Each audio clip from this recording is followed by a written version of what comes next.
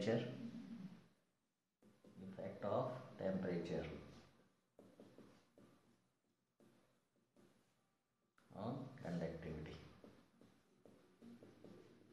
Conductivity पे temperature का effect देखेंगे। कंडक्टिविटी अपन यहाँ बात कर रहे हैं कंडक्टर एंड सेमीकंडक्टर की, क्योंकि अभी तक अपन ने क्लासेस में ईजी एंड सिग्मा ये दो देखा है। ईजी अपने कंट्रोल में नहीं है, सिग्मा है कंडक्टिविटी का सिंबल है, इसके साथ अपन तोड़ मोड़ कर रहे हैं और आगे पढ़ते जा रहे हैं। ठीक है, जैसे जैसे इसका फॉर्मूला ड्राइव किया उसमें क्या क्या टर्म आई, उस हिसाब से अब इसके ऊपर टेम्परेचर का इफेक्ट भी देखते हैं। तो कंडक्टर के लिए जो कंडक्टिविटी का जो फॉर्मूला होता है वो मेरा ये होता है। यहाँ पे क्यू भी फिक्स है, एन भी कंडक्टर के लिए बहुत ज़्यादा होता है, तो टेम्परेचर चेंज होने से एन चेंज नहीं होता है यहाँ पे। ठीक है, ये जो एन है फ्री इलेक्ट्रॉन कंसंट्रेशन जो है, ये टेम्परेचर चेंज होने से चेंज नहीं होता। फ्री इलेक्ट्रॉन कंसंट्रेशन ये टेम्परेचर चेंज होने से चेंज नहीं होता। जो म्यू है मोबिलिटी, ये टेम्परेचर इंक्रीज होने से इसका मोबिलिटी डिक्रीज हो जाता है, क्योंकि कोलिजन जो फ्री इलेक्ट्रॉन है उनको टेम्परेचर देने से उनको एनर्जी मिल जाती है, जिसकी वजह से वो जिगजैग पाथ में ट्रेवल करते हैं, उसकी वजह से उनका मोबिलिटी कम हो जाता है। तो कंडक्टर का एज टेम्परेचर इंक्रीज करने से अपना सिग्मा कम होता है, कंडक्टिविटी डिक्रीज होती है। ठीक है, कंडक्टिविटी डिक्रीज होती है। अब कंडक्टिविटी का जो रिवर्स है, जो इनवर्स है, वो है रेजिस्टिविटी। तो कंडक्टिविटी अगर डिक्रीज हो रही है तो रेजिस्टिविटी इंक्रीज होगी, और resistance is directly proportional to resistivity, तो रेजिस्टेंस भी इंक्रीज होगा। इसलिए रेजिस्टेंस के लिए हमेशा कंडक्टर में पॉजिटिव टेम्परेचर कोफिशिएंट होता है, positive temperature coefficient. Okay, positive temperature coefficient ये होता है कंडक्टर में। ठीक है, और T2 टेम्परेचर पे जो रेजिस्टेंस निकालने का जो मेथड है अपना, वो यहाँ पे ये रहता है। और एल्फा क्या होता है, टेम्परेचर कोफिशिएंट होता है जो कि पॉजिटिव होता है। डेल्टा टी क्या हो गया, temperature difference, T2 minus T1। Resistance है T2 टेम्परेचर, रेजिस्टेंस है T1 टेम्परेचर। यहाँ से अपन निकाल सकते हैं। यहाँ पे से कोई भी 4 वेरिएबल हो गए, इनमें से कोई भी 3 देके एक चीज यहाँ से पूछ सकता है। तो ये फॉर्मूला अपने लिए इंपॉर्टेंट है। और ये पॉजिटिव टेम्परेचर कोफिशिएंट होता है, ये भी ध्यान रखना है, ये भी डायरेक्ट पूछ लिया जाता है। और टेम्परेचर इंक्रीज करने से कंडक्टिविटी डिक्रीज होती है। 2022 में ये नीट की एग्जाम में पूछ भी रखा है। वो नेक्स्ट टाइम रेजिस्टिविटी या रेजिस्टेंस के बारे में पूछ सकते हैं, या इस फॉर्मूले के बारे में, या इस कोफिशिएंट के बारे में पूछ सकता है। तो ये तो हो गया कंडक्टर के लिए। अभी अपन चलते हैं सेमीकंडक्टर। सेमीकंडक्टर में इंट्रिंसिक सेमीकंडक्टर की अगर मैं बात करूं तो वहां मेरी जो कंडक्टिविटी है वो होती है NiQ, क्योंकि वहां पे N is equal to P is equal to Ni होता है। और जो मेरा Ni है it is directly proportional to T⁻3/2। ठीक है, तो as temperature increases Ni increases, Ni increase करेगा तो मेरा कंडक्टिविटी भी इंक्रीज करेगा। तो यहाँ पे कंडक्टिविटी इंक्रीज होती है, रेजिस्टिविटी डिक्रीज होती है, and resistance is also decreases. तो यहाँ पे रेजिस्टेंस है T2 temperature will be resistance है T1 temperature 1 plus alpha dt। तो यहाँ एल्फा क्या होता है, नेगेटिव होता है, नेगेटिव टेम्परेचर कोफिशिएंट, क्योंकि ये रेजिस्टेंस के बढ़ने को सपोर्ट नहीं कर रहा है, इसलिए यहाँ पे क्या हो गया, नेगेटिव टेम्परेचर कोफिशिएंट। ओके, तो सेमीकंडक्टर के लिए नेगेटिव होता है, इसके लिए पॉजिटिव होता है। कि टेम्परेचर का रिलेशन ये होता है, या तो यहाँ पे माइनस साइन लगा के अल्फा को मैग्नीट्यूड में पुट कर दो, या प्लस साइन लेके उसको विद साइन पुट कर दो। तो यहाँ पे भी सेम चीज वो पूछ सकते हैं। कंडक्टिविटी इंक्रीज होती है, ये खास बात है। सेमीकंडक्टर की कंडक्टिविटी इंक्रीज होती है और कंडक्टर की कंडक्टिविटी डिक्रीज होती है। फिर कंडक्टिविटी से अपन रेजिस्टिविटी को लिंक कर सकते हैं, रेजिस्टिविटी से रेजिस्टेंस को।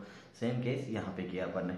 ओके, तो यहाँ अपने को ये चीज समझ में आ गई। अब तीसरा केस जो क्या है कि इंट्रिंसिक सेमीकंडक्टर में तो ये होता है ऐसा। इंट्रिंसिक सेमीकंडक्टर में कंडक्टर के 2 टाइप है, इंट्रिंसिक एंड एक्सट्रिंसिक। तो intrinsic semiconductor and extrinsic semiconductor. Extrinsic semiconductor, तो इंट्रिंसिक में तो क्या होता है, जो कंडक्टिविटी है वो एज टेम्परेचर इंक्रीज करने से कंडक्टिविटी इंक्रीज होती है, ये अपन ने देख लिया। लेकिन यहाँ क्या होता है, जो कंडक्टिविटी के फॉर्मूला है उसमें क्या है, N mu N P mu P है। ठीक है, प्लस क्यू।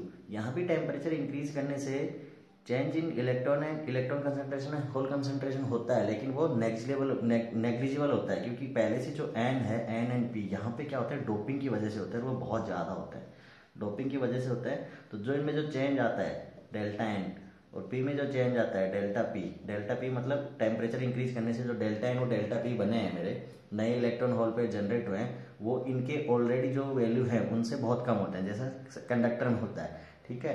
लेकिन यहाँ मोबिलिटी भी डिक्रीज नहीं होती है, इतने भी कंडक्टर जितने ज़्यादा भी नहीं होते कि मोबिलिटी इनकी डिक्रीज हो जाए। तो यहाँ पे conductivity of extrinsic semiconductor almost constant रहती है, ठीक है। ये एक स्पेशल केस है।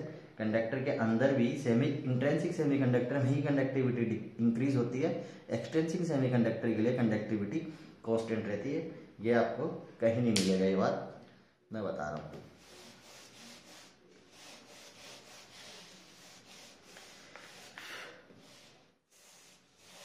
अभी अपन इसको एक प्रॉपर वे में लिख लेते हैं, ठीक है। अपन ने समझ लिया कि कंडक्टर में कंडक्टिविटी क्यों डिक्रीज होती है, सेमीकंडक्टर में क्यों इंक्रीज होती है, एक्सट्रिंसिक सेमीकंडक्टर में क्यों नहीं होती है, ठीक है। तीन केस थे, तीनों केस याद रखना, किसके लिए पॉजिटिव टेम्परेचर कोएफिशिएंट होता है और किसके लिए नेगेटिव टेम्परेचर कोएफिशिएंट होता है कंडक्टिविटी का, ठीक है। यहाँ पे कंडक्टर्स है, कंडक्टर्स में as temperature increases conductivity decreases, resistivity increases, resistance increases, ओके। पॉजिटिव टेम्परेचर कोएफिशिएंट होता है यहाँ पे रेजिस्टेंस के लिए पॉजिटिव टेम्परेचर कोएफिशिएंट, ये मेन बात थी, ठीक है। और जो R T2 है वो तो रिलेशन सबके लिए वही रहेगा। फिर अपन देख सकते हैं क्यों है इसका रीजन अपन ने देख लिया, due to decrease in mobility. As temperature increase decrease in mobility decrease होती है, उसकी वजह से कंडक्टिविटी भी डिक्रीज होती है। अब अपन देखें सेमीकंडक्टर में, तो सेमीकंडक्टर में क्या था, सेमीकंडक्टर में इंट्रिंसिक सेमीकंडक्टर मान के अपन यहाँ चल रहे हैं, तो उसमें क्या है, as temperature increases and intrinsic carrier concentration increases, conductivity increases, resistivity decreases and resistance also decreases. तो ये क्या हो गया, negative temperature coefficient, negative temperature coefficient, okay. और यहाँ पे ये रीजन अपने को पता है Ni की वजह से हो रहा है। दूसरा अपन देखें एक्सट्रिंसिक सेमीकंडक्टर, ये जो स्पेशल केस है, इस पर अगले नेक्स्ट टाइम वो पूछ सकते हैं, बहुत बढ़िया क्वेश्चन बन जाएगा। सेमीकंडक्टर का नाम देखते ही लोग को लगेगा कि बढ़ेगी एक्सट्रिंसिक सेमीकंडक्टर। यहाँ पे क्या होगा, T इंक्रीज होने से N and P will be constant, constant रहेंगे ये, तो मेरा conductivity will be also constant, क्योंकि कंडक्टिविटी के फॉर्मूले में यही तो आ रहे हैं।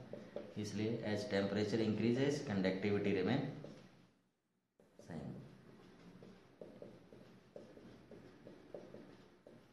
रिमेन कांस्टेंट, ठीक है। ये इंपॉर्टेंट बात थी ये, जो अभी तक नहीं पूछी है उन्होंने, इस पे पूछ लिया, इस पे घुमा फिरा के दूसरी तीसरी चीज पूछ सकते हैं। ये फॉर्मूला याद रखना,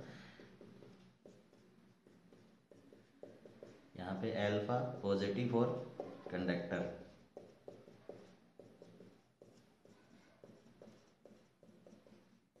alpha will be negative for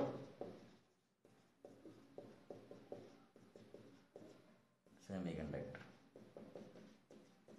सिर्फ जब कंडक्टर और सेमीकंडक्टर की बात हो तब तो ये चीज लगेगी, ये वाले। और अगर सेमीकंडक्टर में भी वो अंदर तक चले जाते हैं, एक्सट्रिंसिक सेमीकंडक्टर तक चले जाते हैं, तब ये वाली चीज़ आपको ध्यान रखनी होगी। ये फॉर्मूला याद रखना होगा, इसमें कोई भी दो वैल्यू देके तीसरी वैल्यू आपसे पूछ लेंगे, ठीक है।